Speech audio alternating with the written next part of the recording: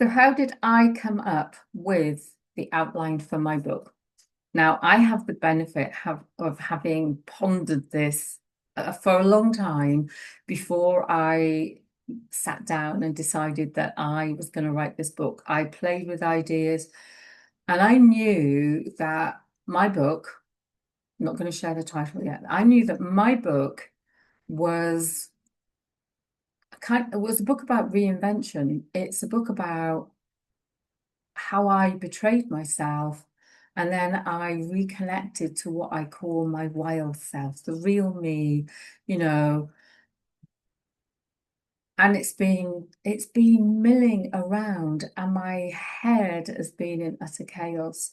So, I've done the timelines and turning points. I journaled massively.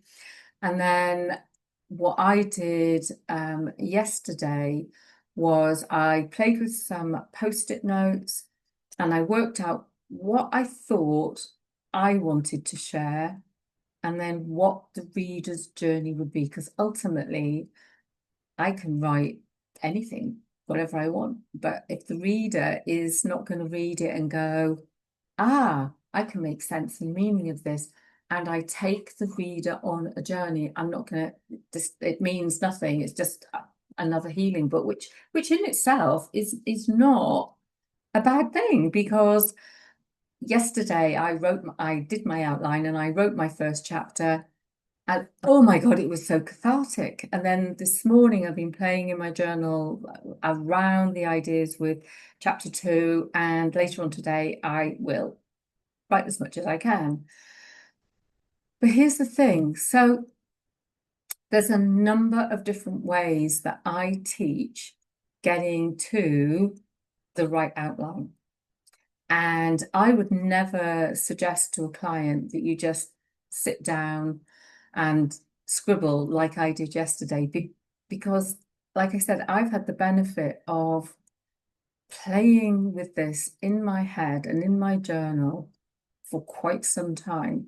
So when I'm working with a client, I will go through a process. I'll understand their learning style. So if I have a client who, let's say, is visual like me, I will get them to play with post-it notes. I mean, the one of the other ways is you can use index cards, but it's best if you've got lots of different colors, because what you can do with index cards is you can go, like, say, white for title, green for a quote, yellow for something else, and you can map out your chapters that way. This is not my favorite way, and I'll tell you why, because when you've done that with these index cards, I mean, it's a fantastic system. I teach it for those people who really get it.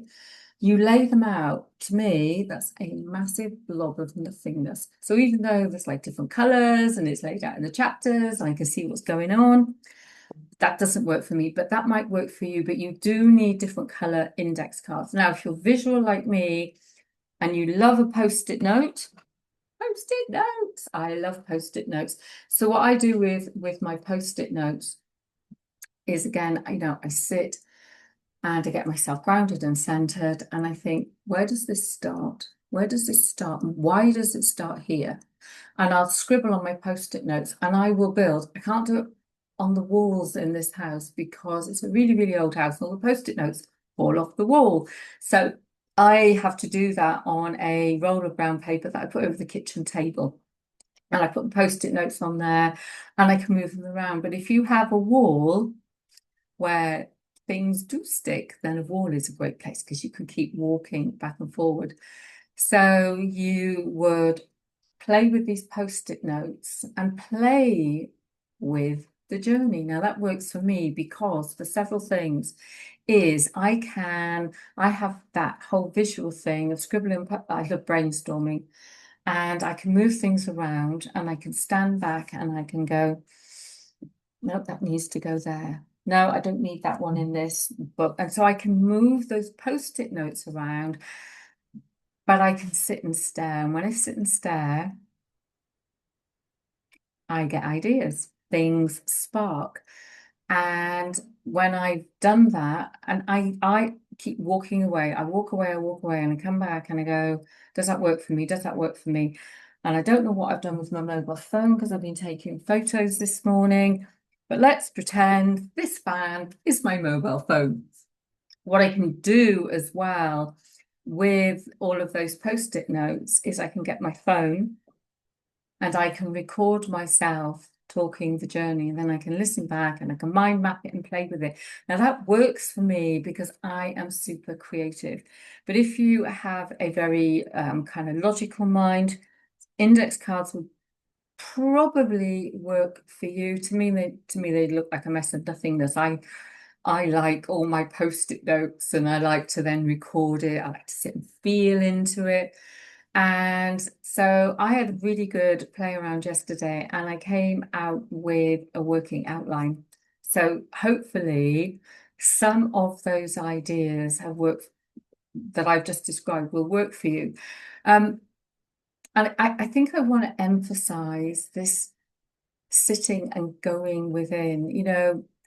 We can play with AI tools until we're blue in the face. And, you know, I will at some point give my outline to AI. Once I have done a bit more work on it, I was just desperate to write my first chapter. In fact, my second chapter today, that I just kind of went with those first two because it really, really worked for me. Now, what I have to do with the other chapters is I have to sit down and actually think about them in more depth. So I've kind of rushed ahead because I wanted to.